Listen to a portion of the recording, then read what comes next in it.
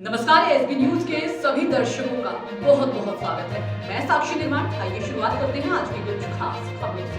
थाना कल्याणपुर पुलिस पर आरोपियों से मिलीभगत कर 302 के मुकदमे को 306 में बदलने का आरोप लगाते हुए पीड़ित परिवार द्वारा आयरा प्रेस क्लब में प्रेस वार्ता की गई। प्रेस वार्ता के दौरान मृतक की बहन ने बताया कि उसके भाई की हत्या की बात उसकी भाभी ने क्षेत्रीय लोगों और स्थानीय पुलिस के सामने कबूल की थी। उसके बाद भी थाना प्रभारी कल्याणपुर और विश्वविद्यालय चौकी प्रभारी राजन मौर्य द्वारा आरोपी से मिलीभगत कर हत्या के मुकदमे को आत्महत्या में बदल दिया गया। बताते चले, बीते 7 अक्टूबर 2022 की रात मकड़ी खेड़ा निवासी देवेंद्र कुमार की हत्या कर दी गई थी, जिसका आरोप देवेंद्र की पत्नी दीपा कनौजिया पर लगाया गया था।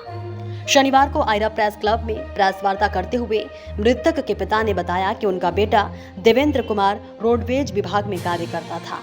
प्रार्थी के पुत्र का विवाह 2011 में दीपा पुत्री महेश चंद्र निवासी खलासी लाइन ग्वालचोली से हुई थी। देवेंद्र के पिता की माने तो शादी के कुछ समय बाद ही उनकी बहू दीपा द्वारा आए दिन घर में लड़ाई झगड़ा करना शुरू कर दिया गया।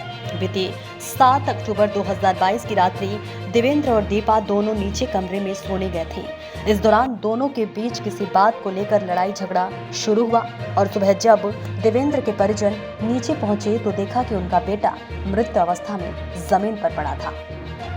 सूचना पर पहुंची पुलिस और क्षेत्रीय लोगों के सामने मृतक की पत्नी दीपा के द्वारा देवेंद्र की हत्या करने की बात भी कबूल की गई थी। इन सब के बाद भी थाना कल्याणपुर पुलिस द्वारा हत्या के मुकदमे को आत्महत्या में बदल दिया गया। मृतक के पिता ने बताया कि मेडिकल रिपोर्ट में उनके बेटे की हत्या करने की बात बताई जा रही है। इसके बाद भी कल्याणपुर पुलिस ने बिना मेडिकल रिपोर्ट व जांच किए हत्या को आत्महत्या में बदल दिया। पीड़ित परिवार ने आरोपी और पुलिस के खिलाफ शिकायत लेकर उच्च अधिकारियों के दर पर भी गुहार लगाई, पर पीड़ित परिवार को भी न्याय नहीं मिला, जिससे परेशान होकर पीड़ित परिवार के द्वारा मीडिया का दरवाजा खटखटाया गया।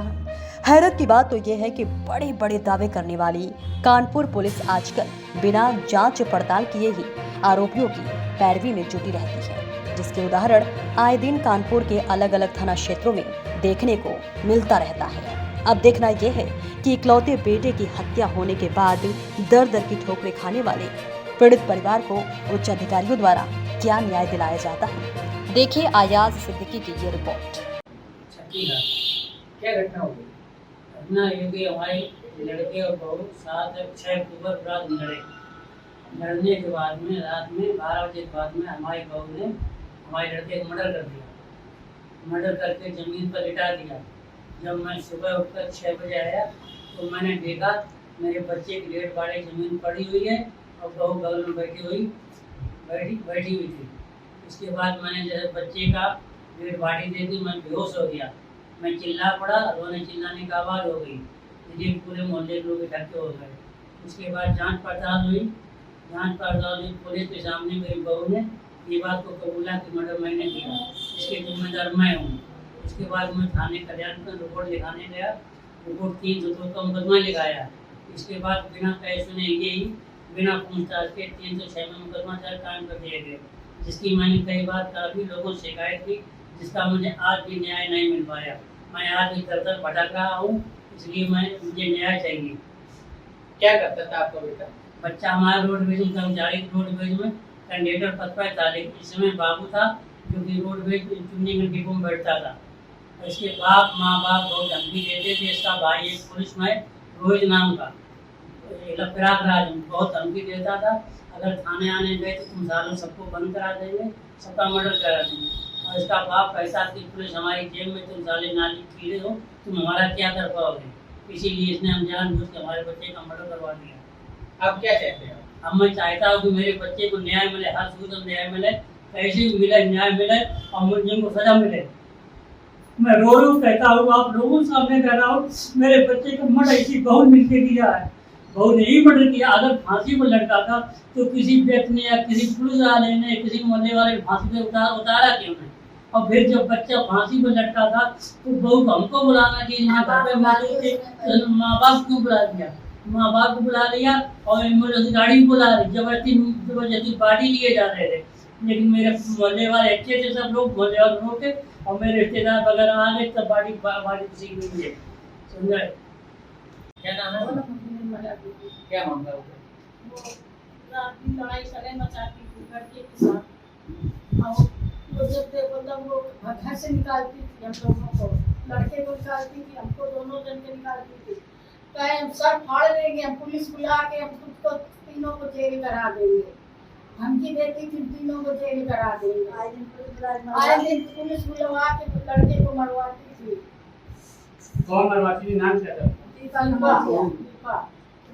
मरवाती थी, दीपा कौन है आपकी? बहू मरवाती थी, और अत्याचार बहुत करती थी, घर से निकालती थी लड़के की, कभी कभी एक दिन हमारे थप्पड़ भी मार चुकी है।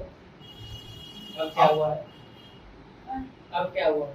अब क्या हुआ हमको न्याय चाहिए। क्या नाम है आपका? सबका देवी क्या घटना हुई? घटना होती, मेरे भाई देवेंद्र की 2011 में शादी हुई थी दीपा से, ससुराल उसकी ग्वारडोली खलासी लेन में थी, भाई मेरा चुन्नीगंज में डिपो में बाबू था। उसके 2-3 साल बाद मेरा अकेला भाई था, मेरे माँ बाप को मारना पीटना टॉर्चर करना, हम लोग बहुत समझाते थे, वो नहीं समझती थी, समझे। और उसके बाद में हम लोगों भी आते थे, अगर कोई करते तो हमारे पर भी 1 बार 2 बार मेरे ऊपर भी हाथ उठा चुकी। उनके पिताजी थे नाइचर कनौजिया, भाई था उनका मनोज कुमार, मेरे ऊपर थप्पड़ उठाए, मेरे हस्बैंड ने मेरा बीच बचाव किया, इस तरीका की थी लोग। पुलिस थाने बुला के मेरे भाई को इतना मरवाया गली में, मेरा भाई बहुत परेशान से था। अब क्या हो गया? अब हो गया, उसने मेरे भाई को मर्डर किया, मुझे इंसाफ चाहिए।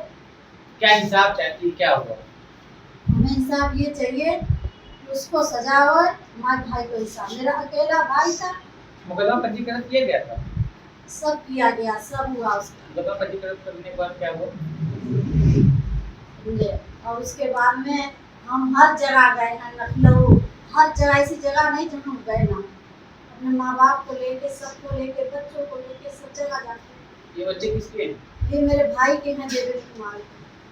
इस वक्त घटना में उस समय बच्चे कहाँ हैं? बच्चे दोनों ऐसे ही सो रहे थे, सो रहे थे, और बच्चों ने तो कुछ देखा भी नहीं है, और उसके बाद में काटे जाकर दोनों हॉल में गए। फिलहाल की खबरों में इतना ही। आप देखते रहिए ASB न्यूज।